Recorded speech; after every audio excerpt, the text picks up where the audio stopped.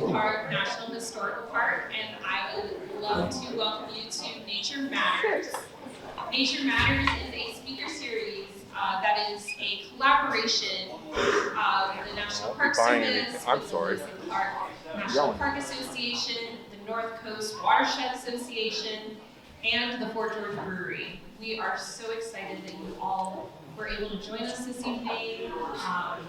Hope that you are able to get a lot from this talk, have some laughs, and feel a little more prepared after leaving this evening. We have all of our organizations are represented here tonight, so before you leave tonight, feel free to check out the table that Cynthia's sitting at. Want to wave your hand, Cynthia? Hi. Hello, yeah. Cynthia is representing the Lewis and Clark National Park Association, our partnering association that supports lots of the park's operations and programming. And next I'll introduce Graham, who's the director of the North Coast Watershed Association. Thank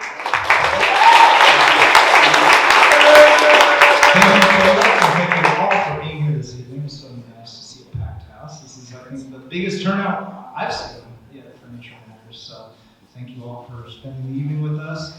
And yeah, very happy and excited to introduce Patrick Corcoran tonight, who is a retired OSU Extension Coastal Hazards Outreach Specialist.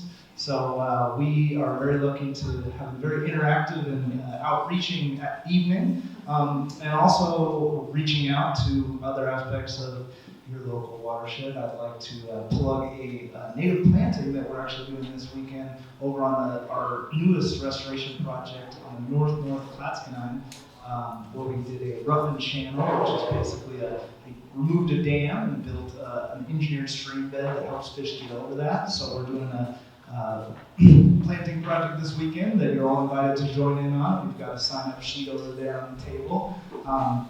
It's on our events calendar on our website, classicwatersheds.org, at 10 to 2 p.m. over at the North Fork, or the Highway 202 on the Cascadia. We'd love to have you and get dirty with us. So with that, I will let Patrick take it away, and yeah, enjoy the evening.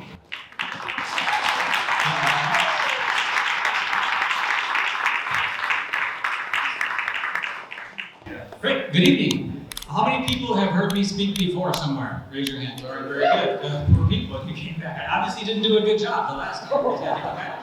How many people are new to the region, this whole tsunami earthquake thing? Okay, very good. Welcome.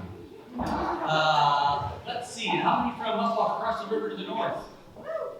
All right, we've got the peninsula in the house. Okay, how about anybody kind of south of Gerhardt? Okay, good. Good. East is as far as Cascadia? Not in the house. Okay, so pretty good geographic representation. That's pretty good. To the folks that have heard me before, there's a certain amount of stuff that needs to go over again as far as like the geology stuff. But that's so boring. I want to get over that so quick. And so maybe we'll do some shortcuts and things. But for right now, I just want to start out with, what do you want to know? Everything. Nope. The answers to the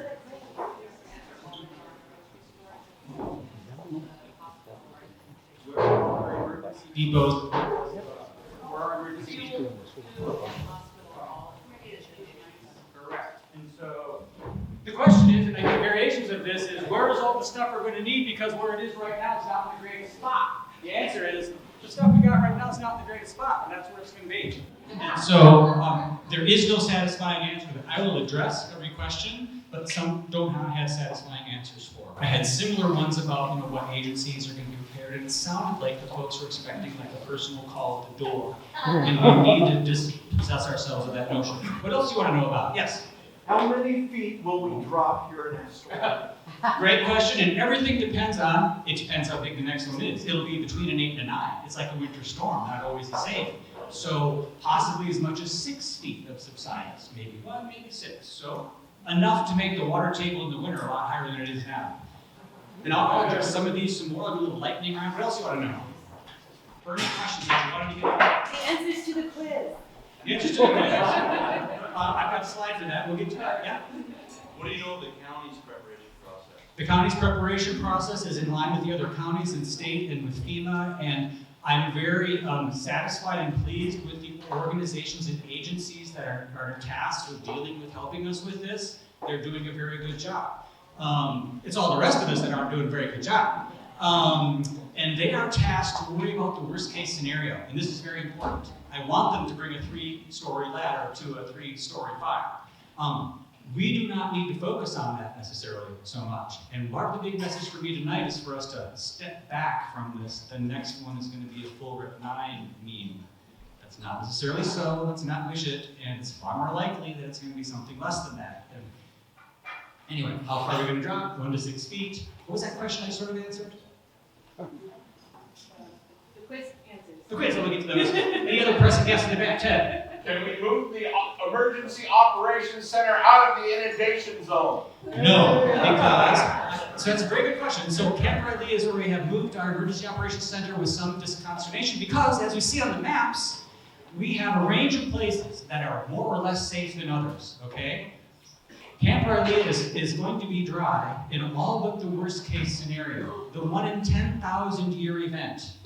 If we have the 1 in 10,000 year event, there's nothing or nobody at Camp Riley that's going to do us any good anyway. So Camp Riley is in the perfect spot. There is no perfect spot. It is in an optimal spot for most things most of the time. If Cascadia is so bad that Riley is screwed, then it won't be. I promise you. Come find me if I'm wrong. Okay? Okay. That is not the last time that's going to happen. I may have to do that. All right. So, this is a scary thing, and most of us, we're the first population since Western settlement to know that we get these things, okay? We're the only population on the planet that has never experienced its own recurring natural disaster. It's like we're Floridians that have never experienced a hurricane. Native Americans have a long tradition of dealing with these and have all kinds of lore and legends. We showed up 100 years after the last one, and we discovered that we don't have earthquakes here. Some important safety announcements. Okay, so things might not always seem as they appear. Okay, so I worked for RCU Extension, and I came for the weather, and I stayed for the tsunamis. There was a coastal storms program that brought me out to Astoria in 2003, and then in 2004 is when Sumatra and Indonesian Ocean tsunamis happened, and as a hazards outreach guy, it was like, holy crap, that's what a tsunami is? Maybe we should pay some attention to that. And then that was kind of a big orientation of the rest of my career, was dealing with, what is this? Do we have to worry about it? And what do most people need to worry about? Nobody has to understand all of the science. In fact, all you need to know is they happen here. What you need to know is what the hell to do when it happens. It's like Woody Allen says about dying. I don't mind dying, I just don't want to be there when it happens. And it's like geology. I love geology. I just don't want to be here when it happens, right? Okay, so the crazy thing that I'm talking about this after retirement is there's nothing else that has such robust scientific evidence combined with such robust natural ignorance of that science as human beings in the Pacific Northwest with Cascadia. We're not dumb, we're not bad, we are human beings, and this does not compute. And so we need to deal with that. Okay, people don't change behavior when they see the light, only when they feel the heat. And so the humor thing, right? It's kind of like the smiley face, sad face. I mean, this is serious stuff, and people will die next time. Period. And so I've been to Japan twice and talked to people, had family members, et cetera, et cetera. So the humor part is to balance off the seriousness of the message, obviously. I don't mean to be too glib or disrespectful, but it's how we keep saying sometimes. So let's have some comics and some jokes. I mean, the elephant in the room, right? I mean, how many people, I don't want to pick on, I'd be willing to guess that nobody's realtor mentioned anything about earthquakes or tsunamis to anybody in this room when they bought their house. Again, not bad people, it's kind of the world we live in, but that would be the elephant in the room. And Elizabeth Kubler-Ross's stages of death and dying, we're really good at avoiding bad stuff, even when we shouldn't. All right, so, this is pretty easy and it's pretty hard. I've got some things that I just want to make sure we get clear. The number one thing is the difference between the local event and the distant event. And we'll talk about that. The second thing is this notion of most likely, which we should be focused on, versus most extreme, which we are focused on. So we don't focus on the most extreme accident that could possibly happen driving to Fred Meyer, but we focus on that scenario in this earthquake and tsunami thing. Because we just learned about it, now we're just squirrel, we're completely freaked about that. And so once we get a little more nuance, we'll find out that what we need to focus on is the most likely scenario. Let the emergency managers deal with the worst extreme scenario. Everything we do for the magnitude 8, which isn't as bad as the 9, will get us in a better place for when the 9 comes, okay? The problem now is we're letting the 9 scare us into doing anything. It's like, we go like, it's not gonna happen, I don't have any responsibilities, or, oh, it is gonna happen? Well, it's gonna be so bad, there's nothing I can do about it. I got no personal responsibilities. Back to the elephant, back to human nature, we are clever but not wise. So, part of the thing tonight is a 2x4 to the forehead about we get these. But also then immediately step back from the edge and say, look, the most likely event next time is likely to be something less than the worst case scenario. So let's just breathe and expect something bad but not horrible, and then bring some oxygen back into the room. So, we'll talk about some scenarios or visions of the future, things that are likely to happen one way or the other. You're at Fred Meyer, over the PA, it says there's a tsunami coming. Is that bad? No, because you didn't feel the earthquake. You feel the earthquake, you don't need someone to tell you a tsunami's coming. And so, but we haven't felt the earthquake before, so we don't know. Okay, so we're going to think about some scenarios. Once I waded into this stuff and I realized that these things happen here, I mean, preparedness became a verb. You know, you just can't drive around here the same, knowing like what goes on and how these landscapes are formed. The next question is what? What would you do? What would you do if an earthquake happened right now? Go to the high ground. Walk over and try all these exploding bearcats now fall on your head. Don't let these birds collapse. Yeah, and then like that. Okay, what's the next question? Who would you worry about? All right, this happens right now. You're not going to worry about yourself. You're going to worry about all your other people. I'm going to worry about these microphones. The next thing is, what's the next one? What's the next question? How much time do you have? How much time do you have at the beach before tsunami waves start arriving after a large earthquake? 15 to 30 minutes. Maybe 45 by the time you get to Astoria and it starts coming up the river, et cetera, et cetera. So, the farther away, the more time you have. So that's relatively good news. Next question. Boiling water. How long do you boil water? 20 minutes. Ah! You boil water just until it's a rolling boil. Boiling is boiling. You boil it for 10 minutes, 20 minutes, 30 minutes, you just wasted the rest of your week's fuel. That's what the calculation is. Okay, Jan. What do you with medications you're supposed to take? Take them regularly as long as you can, and when they run out, you can't take them anymore. Split pills with your neighbor. If you know people who have similar prescriptions, that would be the only thing I would say. Stockpiling is difficult to do, especially certain things. That's a tough one. I think splitting pills and knowing neighbors and having that network might be a thing to think about. I asked the hospital 5 years ago if they had thought about prescriptions and moving things. It's a tough one with prescriptions, and you can imagine why. You know, hey, can I have like a month's worth of opiates? Sure. Okay, quiz. How are we doing? What's the rest of those? Oh, this is the here feel. Look. What? Oh, bleach. Okay, how much bleach per gallon? I heard 3 drops. 4 to 5. 16 per gallon. So 2 drops per liter. And then you shake it up, and then wait 30 minutes so you can actually tolerate it, and then you can drink it. These are things that are simple, that are important, that our grandparents do, but all of a sudden we're needing to boil water and we're spending all our fuel on a 20-minute boil. Okay, so the quiz highlights some things I need to have you understand. And the question about if I feel it or if I hear it is fundamental to that. If you hear about tsunami anything, take a breath. If you feel an earthquake, you don't need anybody to tell you about tsunami anything. It's that much of a toggle. Okay. And on the back of that are resources. Most of this stuff is from the Oregon Tsunami Clearinghouse, and that is a wonderful resource, and you should go check it out. So where are we at? Questions? Anything else? A couple lightning ones, or how are we doing? All right. Okay, so again, these 2 different scenarios. Distant quake. Japan, Alaska, Chile, anywhere, Samoa, anywhere else that has a bad event can send us tsunamis. That's what we experience most of the time. Tsunami, ooh, don't freak out. No. So they're more likely, these distant ones. There's no local quake damage. There's no earthquake. So all that earthquake stuff goes out the window. There's no need to evacuate anywhere. We need to avoid crazy people that think they're going to die.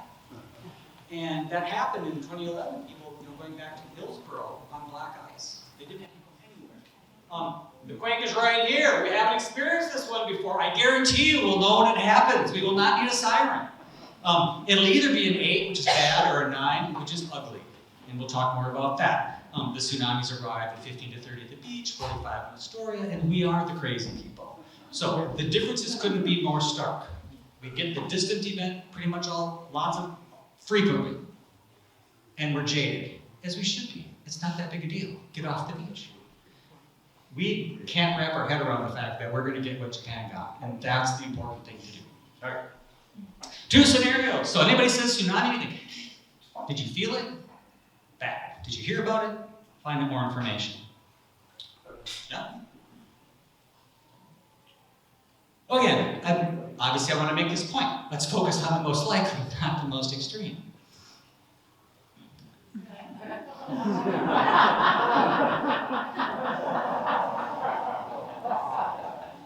Okay, so we have 10,000 years of scientific information now about this thing we didn't know anything about in the 1980s, and all of a sudden we know like way too much about it, right? In Japan, they have 1,000 years of cultural history of everybody's grandparents getting hit by a tsunami and everybody's grandma going, tsunami, tsunami. I would take that 1,000 years of cultural tradition over 10,000 years of hard scientific data any day. The point is, we know a lot about this stuff. Basically, there have been 41 of these big ones in the last 10,000 years. They range from the 8 to the 9. The last one was January 26, 1700. Isn't that crazy? That's the day. And so by 323 years in the cycle, about 85% of the events have happened by now. That's another way to understand the data. Okay. So January 26th, Chinook legend and others talk about the thunderbird and the whale. Talk about children being swept off the beach on the winter night. And it's like, oh, yeah. And of course the science and everything and the research with Japan and turning out, yeah, the thing that Japan got from us works out to be this 9 p.m., January 26, 1700. And so, those legends do reflect reality, and we would really behoove ourselves to catch up with the folks that lived here in 1700 and our preparedness, or at least understanding about where the mountains come from. All right. I often don't introduce my images for people who are struggling with the physical things. The ocean is heavier than the land, and they're going like this, and so we're getting this scooching, very scientific, and this scooching is what happens. It goes down here, hits the magma, makes the Cascade Range, about 90 miles offshore, the fingers, and so Cascadia is an overlapping burrito. San Andreas, it goes like this. If only we only rub this much. We rub this much. So we're rubbing a flat surface, not edges. Get it? That's bad. Okay, all kinds of earthquakes around here, small, medium, and large. We get all different kinds of them, but we're sitting on this fundamental structure. That's what we're talking about. All right. Question? I got a question. Yeah. Is there, let's say the big one, was there any warning before? Would you just go all at once, or would it be few earthquakes prior to that? They've done both. Yeah, Japan has Japan has all kinds of quakes all the time. So for them, their problem is, was it or wasn't it? For us, well, people told me freak out with some unrelated 6 or something. So it's not guaranteed. But if we had something like that, we will be on heightened awareness, and this would be a different scenario. But it's quite possible that it will not. These are locked up. They're not moving smoothly past each other. They are locked up until they break. And yeah, and so when it's relaxing. The earthquake is the earth relaxing. It's yawning. It's quite charming. And so the Holy Grail is predicting earthquakes. Can we predict earthquakes? No. Is this Tsunami app, the warning app, that we should invest as much in this as we can, but just understand that these phone apps that give us warnings of earthquakes are not warnings of earthquakes. They're basically telling us that earthquakes have happened. We here on the coast are the sensors. Those warnings will give us absolutely no warning time The farther away you are from that is when the warning time comes into play. So I support those, but I do get jaded when I hear the marketing about them and realize that nobody on the Oregon coast or Washington is going to benefit from those at all when they sell next sliced bread. So everything gets complicated. So that's the big thing, is how can we predict these? Well, we can't. But we can look in the past and see what's happened in the past. And so the past is the predictor of the future. And so this next sequence of slides is called a movie, and those of you have seen this before. The reason I do it is because it shows in a consistent way the number of quakes that have happened in the last 10,000 years and their relative size. So we'll be looking backwards from 10,000 years ago to today and seeing these earthquakes as they go through time. The messages we get are these things happen here fairly regularly in geologic time. And a prudent people would be a little more prepared than we are at this point. So, we have here again a map. So, here's a story right here. Here's Columbia, all right? So, the California border, the Rogue is right there, Rogue Canyon, Astoria Canyon, and the canyons are really a lot of data for this stuff. And we're going to see, okay, so the land ends about here, okay? And so here's the ocean. And we're going to see this red line in various different sizes, going backwards from the 18th. 17A, I mean, scientists, they can't just count straight. And so, working backwards to that was January 26, 1700. Another way to look at that is over here. 10,000 years ago, roughly, we've had some quakes. The red ones are the 9s, the black ones are the 8s. You can see that they're not all 9s. In fact, half of them are 8s. Like, that's a good thing, but there's different ways of representing these data. I like this one original right here. I'm going to kind of let it do its thing here. So, each slide is 1 second equals 200 years. And red is bad, and more red the worse. So, 10,000 years ago, boom.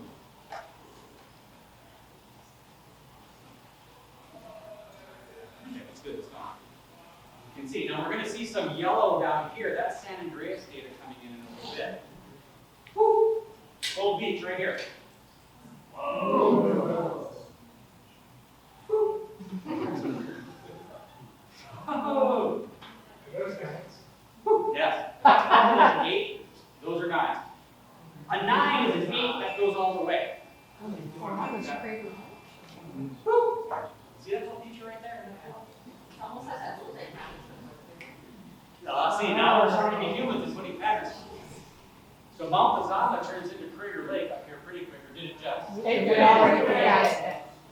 That's pretty good. So we're getting closer to real time. Yeah, that's about. Okay, again, so we're seeing these and then this, kind of, right? Oh! And then now we're beginning to see data on land from these little letters. Ooh, San Andreas. 5, okay, we're getting within probably 6,000 years. All these have happened. Pretty gas. Again, boop. Are they triggering each other? Everything's connected, but it's hard to make that actual causation there. The overlying message to me is these things happen here, don't they? Anybody think they're going to stop because I bought a house here? So here we are, 323 years ago. Boom! And then San Andreas in 1906. So, that to me is good for those things. Scientifically, we have evidence that shows these things happen here regularly in geologic time. We also have, there's a layer here. Here you can see the color change. Here you can see the color change. This gets confusing with all the organic material and where that exact transition is, but there are, under here, 4 layers. How do you know they're tsunami layers? Because the critters, there are foraminifera, other kind of critters, within these layers only that are sea creatures. And so it's not like a river flood or anything like that. They had to come from the ocean, deposit all at that same time. And so that's kind of ways that they kind of determine, like, oh crap, look at that. So, right here we had 4 of them right there. So, again, humbly, when is the next one going to happen? We kind of wonder.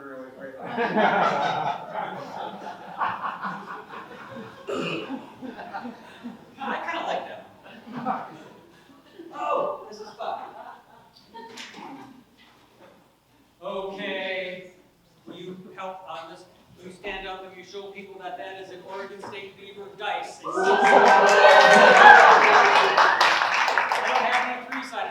we learned that there's a 1 in 3 chance in the next 50 years of a Cascadia subduction zone earthquake, a magnitude 8 or magnitude 9.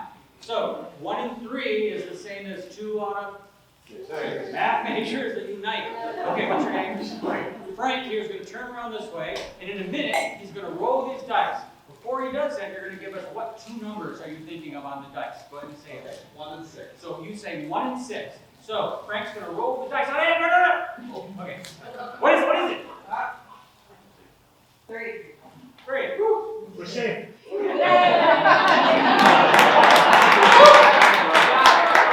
up, Frank saves the day! So the point is not so much what number came out, but people usually look at that damn dice. It's like, really? 2 numbers out of 6 in one roll? That's pretty good odds. Or bad odds, depending on your perspective, right? So again, another way to think about the likelihood. Probability is a geek term. Likelihood has more language arts feel to it. And so we try to come around. So it's more likely than you think, but less bad than you imagine. The only event I care about is the next one. I don't care about 10,000-year averages. I don't care about the biggest one. All I care about is the next one. So when you put it in that frame, then things come into play. Like, okay, so we have these maps that show the yellow, the worst case lights out scenario. Yeah. What are the odds of that happening next time? 100%? No. I mean, average. I mean, the most likely thing next time would be about average. That's kind of what average means. When we look at the average Cascadia event, it brings it into the realm of manageability, psychologically, and in the world. And it's equally likely to happen. So let's focus on this one and not the other one. Professionals can worry about the other one. It's hard enough. Let's focus on the things that matter. Questions? Anything burning? Good. All right. And again, everything we do for the most likely will benefit us in the worst case. Now, go back to this earthquakes and tsunamis thing, all right? So, we've got those 2 main scenarios where the earthquake happens somewhere else. That's too bad for them. We should send prayers, but know that we are not threatened with our lives. Local event happens here. Everybody's affected by the earthquake. Astoria, Olney, wherever you are. Some people get lucky. Some people don't. But it basically affects everyone. And you just kind of have to do your duck cover and hold, and you're on your own for earthquake stuff. Lots of things that you do. That's all I have.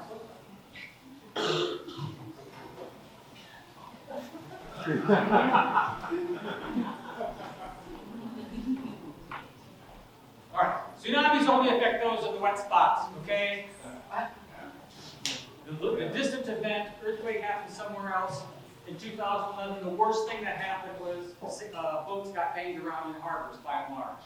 It's a bummer if it's your boat, but that is not a widespread disaster by any means. That was a widespread disaster. It sounded empty though, thank goodness. When I say local impacts, okay, distant, you hear about it, no big deal, it could be the worst. You feel it, big deal. This could be seaside. I mean, that's Sendai, Japan, right? That is the opposite equivalent of the seaside in terms of geology and its relative position to the ocean and subduction zone. But again, the odds of this happening next time are low, all right? This is a low probability event of a very bad thing happening. The more likely event is something less bad. We need to pay attention to this, but we don't need to get totally wrapped around the axle. I like this next one. I don't know, some random, I think some international messaging or something. I mean, it's good advice.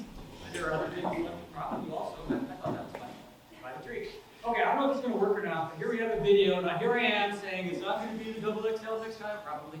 And so now I'm going to show you a video of the double XL, if it works. Now this, okay. So again, we have Astoria here, right? We have Warrenton. And then we look over here, it's a bigger view of the ocean, and then Columbia, right? So we're going to see the waves coming in, and then we're going to see them coming in here, and the sneaky stuff.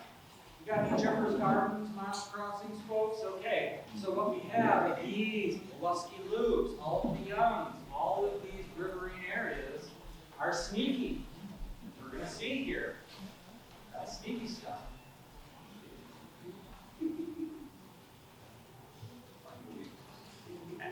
Wow, that's a big one. Why not?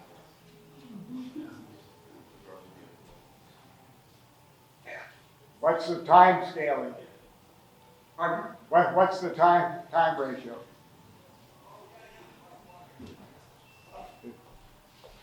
I don't know. Well, I don't think we're going to be able to see it, so it probably doesn't matter. Oh, I'm not touching the wrong thing. Sometimes these things are temperamental, and it is not essential to the story. So we're moving though now from this notion of earthquakes and tsunamis. Earthquakes affects everybody. Tsunamis affect only people in the tsunami zone. The majority of people that will tragically die will be lost in the first hour within the tsunami inundation zones on the Oregon coast. So we can talk about earthquakes all you want, important bridges and all that kind of stuff. The fatalities will occur on the coast within the first hour after the earthquake. That's the bummer. And so we need to know where those dangerous spots are, where we live, where we work, and where we play. I have these maps here in other kind of places. As I think about my life on the maps, I think about where I live, where I work, where I play, and now start drawing lines between those places. That's your tsunami footprint. Every one of us drives over the Neon State Bridge and goes to Fred Meyer and Fremont Center. Every one of us goes to all these places all the time. In and out of inundation zones all day long. It's not a bad thing, you know, odd, weird chance that you get an earthquake, you have some sense to go here versus there. But these are things that, these sneaky areas especially are things you need to really worry about, all right? Maybe those cartoon data, it's kind of, oh, here we go! Everybody's happy for the tsunami coming. Okay, so things get kind of sober. Now this is, okay, it's a huge double XL, right? Look at that, Colby Lake. Wow.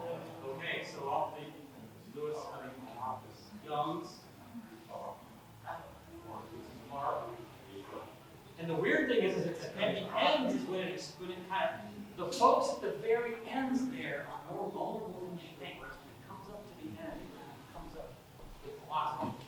So we're also seeing that the first wave comes up and then it goes down, but then it comes up and goes down, okay? And so you don't want to be safe and then try to run somewhere else and get picked off by another wave that comes in. You got it? So you've got get to high ground, stay there overnight, find your people the next day. Is that the length? I've been wondering that. What is the length of time? 24 hours. Is that what it, is that? Yep. 24 hours? That's what it has been in Japan and other kind of places. People tend to want to rush it. And, Well, you'd be able to go back after 45 minutes. and those people are dead. Yeah, okay. Great question. That's the kind of stuff we don't know. But these are the stories from other places that I've heard. Is it true or false that in an 8 or 9 scenario, seaside would be basically 90% destroyed?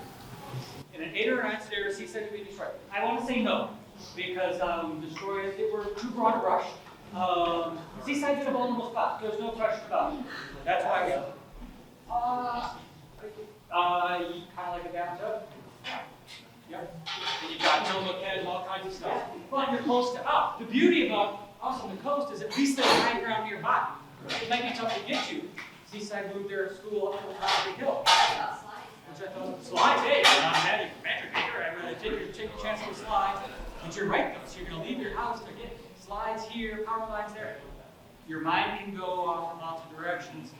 The odds next time are that will be way less than what our feverish brains are going through right now. We need to understand those parameters, but then understand that it's very likely to be less bad and in a lot of different ways.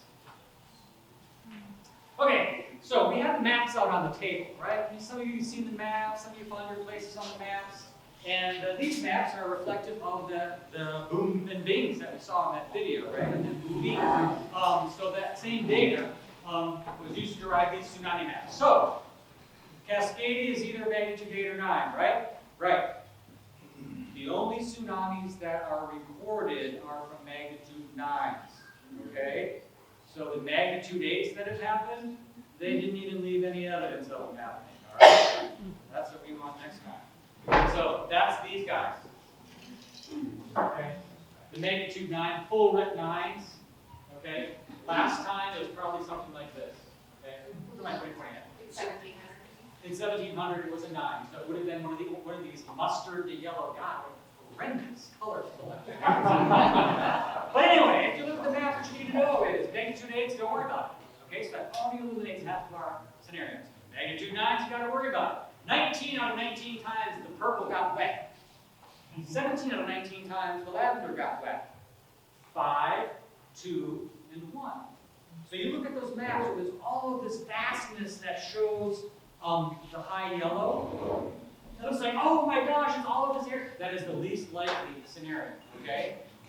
What we got over, we developed flat areas next to water. That makes sense. We did not know. Okay, but so these maps, again, so you can figure them out. I mean, that's the way to look at it. Purple's bad. We should stay out of the purple. But frankly, once you're into the goldenrods, I think reasonable people can differ on whether a structure of any kind might go there. I would probably be okay if I had a nice view of the ocean, being in 5 times in the last 10,000 years. Okay, so if you see a story here, tsunamis are not the biggest issue, right? We're 45 minutes, say, up the river. We're, what, 11 river miles up the river. We have lots of landslides. Our issue is going to be landslides before any kind of water gets here, right? But we do have places along the waterfront that are very vulnerable. Duh! Right? They're built out over the water. So we only have to worry about putting sensitive businesses and facilities in just a very little bit of our periphery.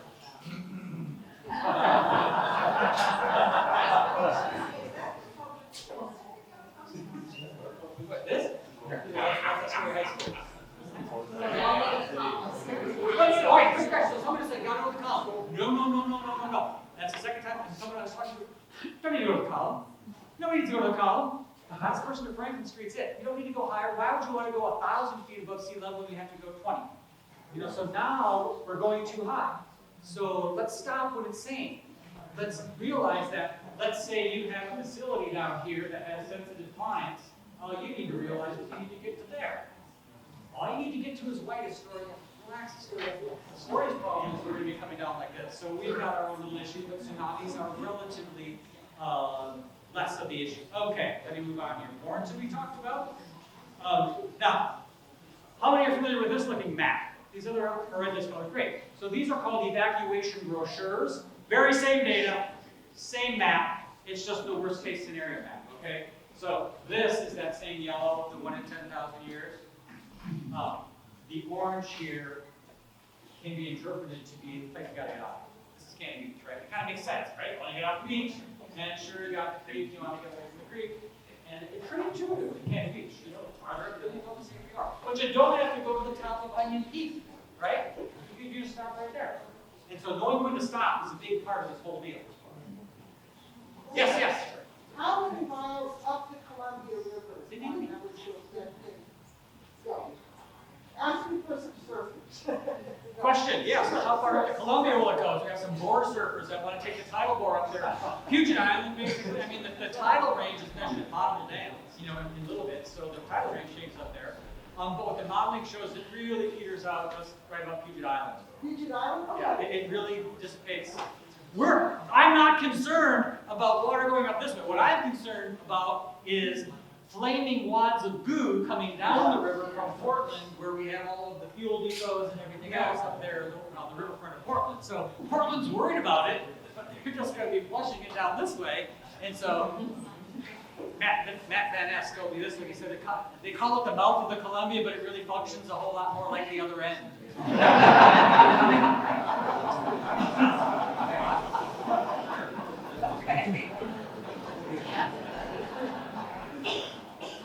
Alright, so locals then. We're coming on, I'm summarizing here, we're coming to a landing a little bit on this one. So, locals. You need to know local distance stuff. You need to chill out the tourists when it's someone's phone says that Sumatra or somewhere else had an earthquake and you're all going to die if you don't get off the beach. That's not true. If you feel it, don't wait for someone to say anything. But if you hear about it, that's the big thing. Is we over-evacuate when we don't need to, and I'm afraid we're going to be standing around with our fingers in our ears when the real thing happens. So, big earthquakes make big tsunamis. You know that difference between local and distant. And again, on that resource sheet on the back of the quiz, there's all kinds of things available on the guide about that. It's really important. We're afraid about the thing we're not supposed to be afraid of, and we're not afraid of the thing we are. It's, again, understandable. We're the only population on the planet that hasn't experienced the region's worst recurring natural disasters. We're supposed to act like this until the first time. I guarantee you, after the next one, we're going to be doing something different. Okay, so if we do feel the earthquake, get to high ground. How high is high enough? Keep going. Yeah, get as high as you can, as fast as you can. It's like a cannabis thing, you know?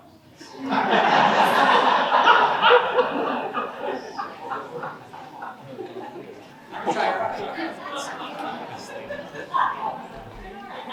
Alright, so you know if you feel this way, you know you gotta get high ground. If you're at the beach, you got 15 to 30. If you're in a story, you got more time, and you feel the quake, and it's okay. So between your assignment, local people, is to map that tsunami footprint. Where do you go where you are in vulnerable spots in the course of living your life? Just pay attention to that. I just bring awareness to it is all I ask. Once I started doing that, all kinds of good ideas started popping up. Funny though, when I'm walking around like this, I didn't have a lot of observations. How's with that element? Okay, so the hardest part of all this, we're not going to be sitting at home at the dinner table at 6 o'clock when this happens all together. Kids are going to be here, parents are going to be there, grandparents are going to be here, everybody's going to be here, whatever. I mean, right now you're not home. And so the thing that makes it weird is we're probably not going to be with all our loved ones at the same time when that happens. So you need to have a conversation beforehand. What would you do? I don't know. What would you do? No. I don't even care what you say or if it's right or not. Just have a conversation. Well, what if it happened? What would you do? Okay. And I would say just kind of talk about it and bring it into your awareness. People will be different places. People have different risk tolerances, right? I can describe the objective risk, but people are different. You know, I can't tell you what to be afraid of. And so individuals have to map that risk tolerance onto these natural hazards. And for some, it might be too much. Others, I just want us to go forward with our eyes open and minimize the dumb stuff and try to optimize some of the better things. Okay, so your instruction for loved ones is, okay kids, you're down in Seaside, earthquake happens, you need to get to high ground, and you're going to stay there overnight, and we're going to find each other the next day. And you're not going to get in trouble for not calling because there are no phones. And in that circumstance, you need to bring that bratty little Johnson neighbor brat kid and drag him up the hill with you, or something like that. So your kids know where to go, and that in the event, that's serious stuff. And if you want to hug your family members, can you wait till tomorrow and hug? Or do you want to insist on doing it now and not having that opportunity? Many sad stories in Japan about that kind of thing. Just bringing it into your awareness and talking about it will help shorten the learning curve in that minute that happens. We'll lose 100 points of IQ as soon as the earthquake hits, they say. You know, because you're just like Edward Clinton, right? And so if you haven't thought that through, if you haven't had those conversations, you're not going to. So, big earthquakes, big tsunamis, know the difference between local and distant. When the local one happens, get to high ground, wherever that is. And instruct your loved ones to do the same. Another idea is you have Brandon in Ohio that you call, and so everybody, when you get a chance, call this third person in some other state. And so after a while, like, oh, okay, mom, okay, everybody's okay, they're hither and yon, but in a day or so, they get together. I don't imagine these 3 weeks of living on rations and all that kind of stuff. Again, that's the least likely, most extreme scenario. Imagine, if you will, all of the wonderful food and beverages in all of the pantries and refrigerators on this hill alone. We gotta go to Portland to get supplies. We have supplies here. Kind of relax a little bit and realize we have these. We are pretty resilient relative to other places. Rather be here than Portland. So anyway, I'm wandering a little bit here. We're getting close. People with a fire hazard, they talk about. Yes, exactly. Like in the fires. Neighborliness is great for about 5 days. Yeah. And after that, but so now we're getting down this road. So it's easy for me too to get down that worst case scenario rabbit hole, isn't it? But so what I'm here to say is the next one is the only one I care about. The odds of it being manageable are as good as they are being unmanageable. I want to focus on manageable because that means I might pay that $2,500 for the reinforcement of my foundation. You know, I won't pay $25,000, but I might do that. I might do some things like the most important thing we can all do tonight and every day is imagine the scenario that you think you're going to be in. Oh, I can bring my go bag in. But everybody's like, oh, what's in your go bag? Doesn't matter what's in my go bag. What would you need if you were caught between landslides on Highway 101 between Cannon Beach and Seaside? You're overnight in your car. What do you need? Maybe you got a little special teddy bear or something that you like to have. You know, but I mean, I've got reindeer and kind of the generic stuff. You know, that just don't go buy some kit from somewhere and check the box. I'm prepared for a Cascadia, not knowing what's in it, how to use it, anything like that. So go bags are things that should be thoughtful, things that you would need. I've got my pre-rolls in there, I got my vodka in there. You may have some other preferences, you may be an indica person, you know, whatever. And so that's really personal to you. And do you have children? Are you diabetic? And some of those medications can probably go in there and all this kind of stuff. Oh, prescription glasses when you run out of the house without your eyes. And so anyway, I'm going down that rabbit hole. But some things that I found that are kind of, as I think through what I would need, you know, the luggable loo, you know, somewhere I can be that's comfy, and because, you know, 3-4 days of all of our neighbors pooping in the backyard in the rain, it's kind of funny.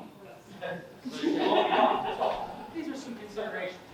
So here's another thing. Okay, so put food in. Fred Meyer, what is this? This is a Mountain House Classic Meal Assortment. You know, breakfast, lunches, and dinners for 30 days. For some, God, they're horrible, I'm sure. But anyway, this in boiling water will feed you and your family for as long as you need until we've got some people coming in, schlepping people around. Okay. So the most realistic scenarios might be like in 2007, where for a week we don't have power and the plumbing might not work. This is our scenario. That works for a week, you know? And that's something that we can have in our homes.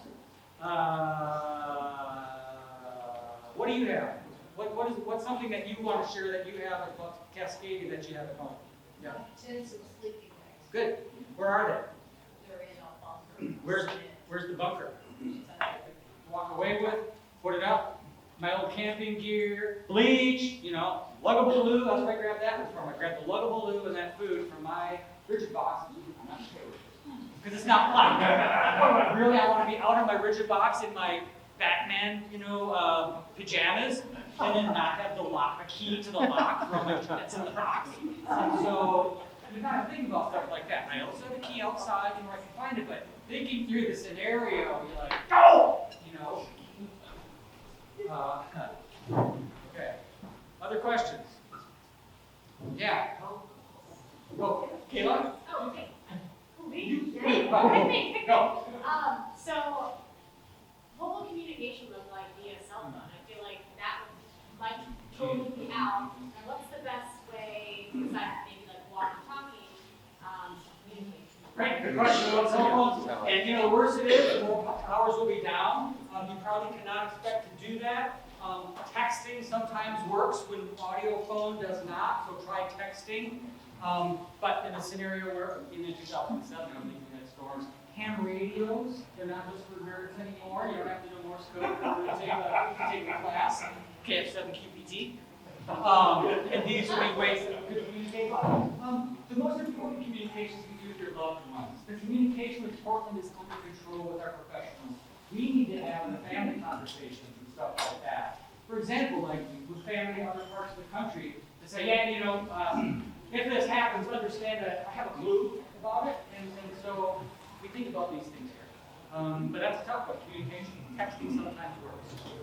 Other questions? Yeah. What about water?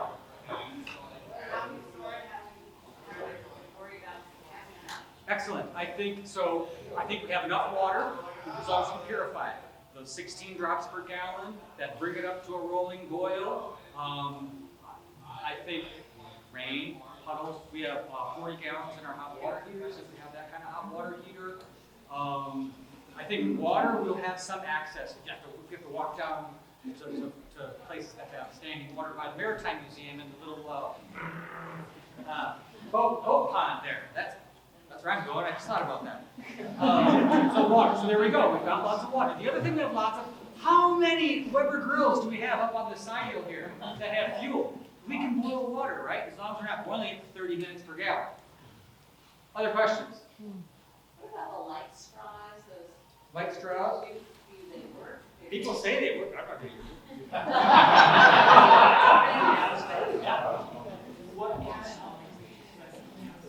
What kind of help do we expect from the outside? Depending on how bad it is, more or less. As with all of this thing, the worse it is, the less we're going to have. The worse the scenario, the less help we're going to get. The more medium scenario, people are coming really tromping all over us. But those are the things that I know we have agreements, and there are intergovernmental agreements with emergency management and others at that level that I feel very good about that. Those folks are going to be working as soon as the earthquake happens. We need to kind of get our stuff going down in this end so we can kind of meet them halfway. I wouldn't worry about that. I'd focus on family communication. That answer the question a little bit? No. Yes, I would love to. Sure, okay, Commissioner Webb would like to speak to that. Where is that microphone? Oh, I don't need a Oh, you don't need I'm a politician, I can talk to 1,000. And I can feed them too. We're invited to your house tomorrow.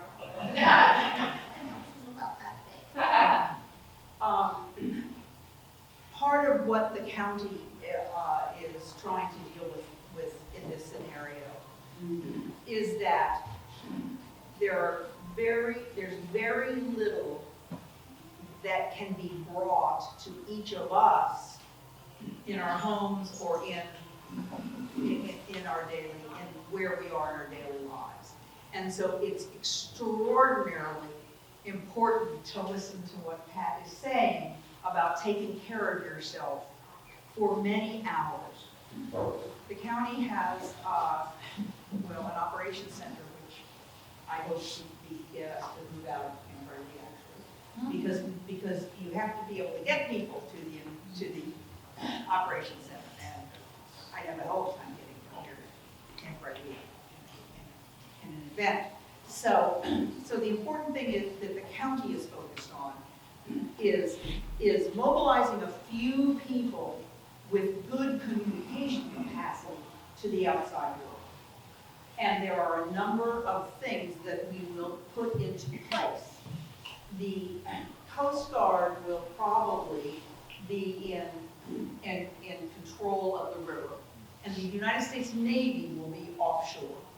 And I attended a couple of years ago a marvelous demonstration of the landing craft, and actually what they are is just big flotation devices that would really be able to actually land on our beaches.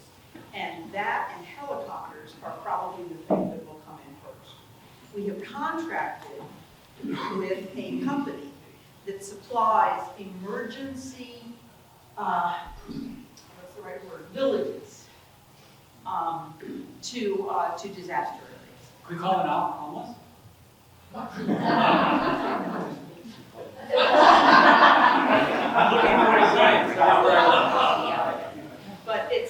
But that, and of course they tell us that could be here and set up in 24 hours, but one of our biggest challenges is that we don't have a lot of high ground, flat places that we could erect something. So one of my goals for this year is to identify places that we could actually helicopter those go. And they will come in and they will have showers and beds and meals, and it's supposedly fun.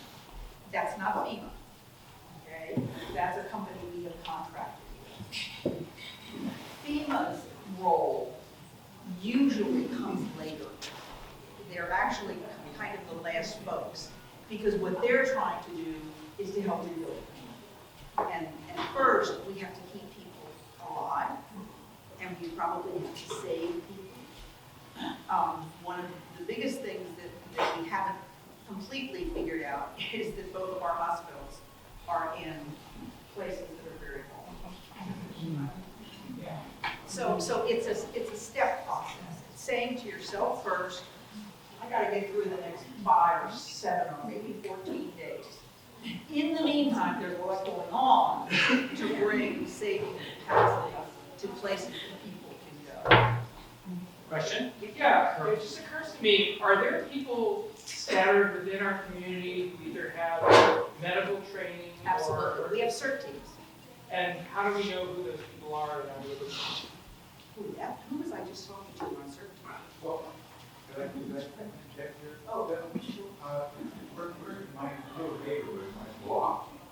We are making concerted effort to know what each of us has as a resource. I've got a generator. My neighbor's got a chainsaw.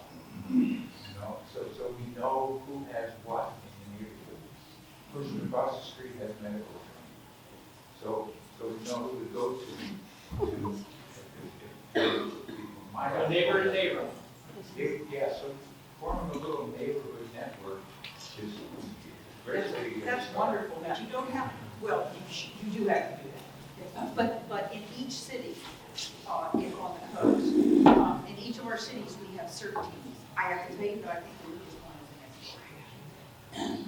But they're very active ones on the coast. And I got some more questions stacked up here. I got one more and then I'll come to you. Or was it on that point? I was gonna- There you go, go ahead. You can look up who your CERT contact is for your city and get in touch with them and get CERT training, and then you will know what to do and where to go and Maybe where that's all the goodies are.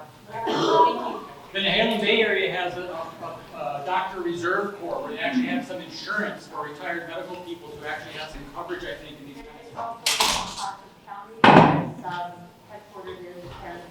So there are people linked in the community. We have lots of talented people in here that do all kinds of good things. We're gonna find out who they are. You have questions? Places like Cannon Beach, they have cache sites Yeah. located in safe zones. Does Astoria or Warrenton have cache sites? And if they do, where do we go to locate for water Not that I facilities for know, those not of that us I who? know of. But remember, I'm a county person. But let me also go back to, I don't want caches. I don't want to go standing outside a locked steel container. Again, who has it?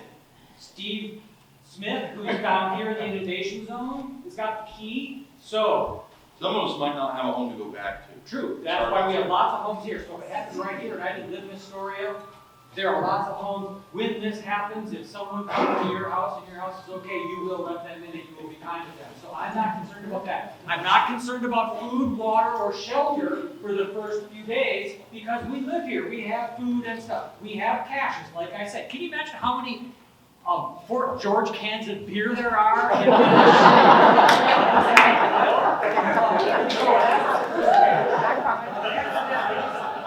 Can't give that to an income goal.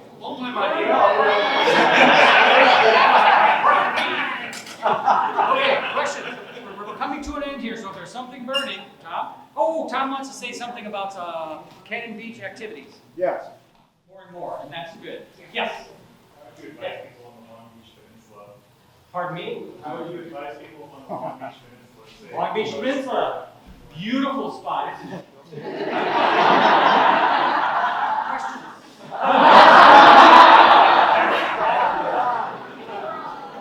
We have actually people here from the peninsula who informed me before we got started that they have sussed out that the Oysterville Cemetery is the place that they're going to go. They've actually found some territory that's a little bit higher. So these are people that know the vulnerability, that when they're out walking their dog, whatever, you kind of go, hey, that's kind of cool.